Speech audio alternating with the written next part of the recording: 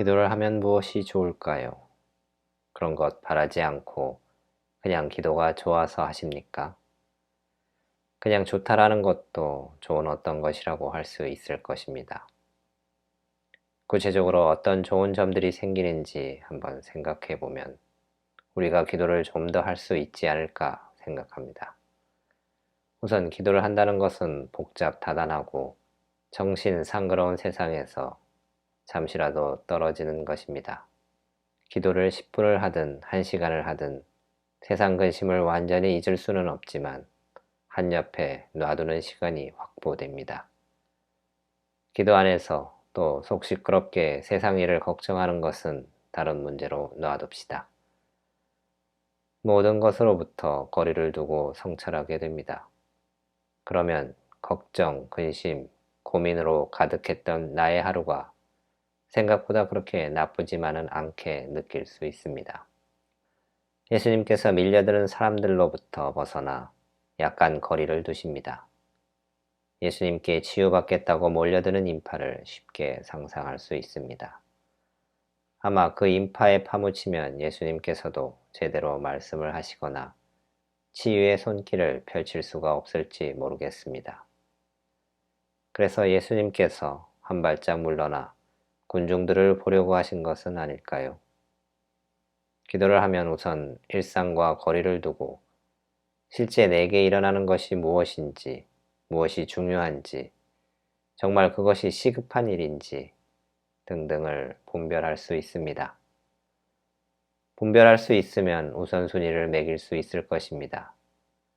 진짜 내 삶에 중요한 것이 무엇인지를 알아차리게 될 것입니다.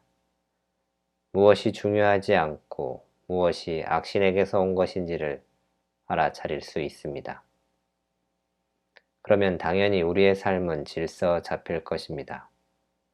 쉴 새 없이 무엇을 많이 하지만 정작 제대로 되어지는 것은 없다고 느낄 때가 적지 않습니다.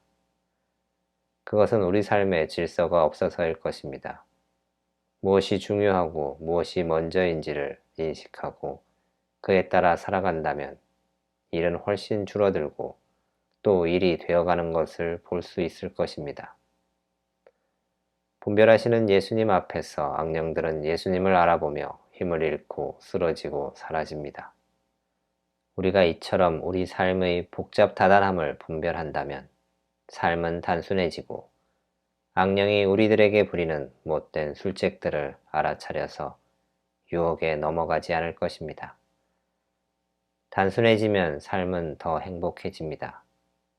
이것저것 따지지 않고 하느님, 예수님, 기쁨, 나눔, 연대, 위로, 평화, 용서를 찾고 살아갈 테니까요. 기도를 하면 복잡한 것들이 단순해집니다.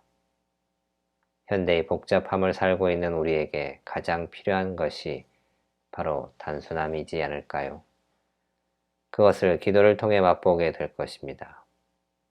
아마도 그러면 예수님께서 악령들에게 호통치시는 것과 같은 힘이 생길 것입니다.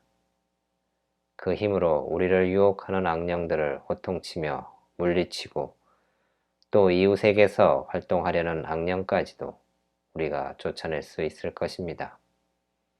우리 공동체에 이 못된 놈들이 발붙이지 못하게 할 수 있을 것입니다. 그렇게 공동체를 건강하게 만들 수 있습니다.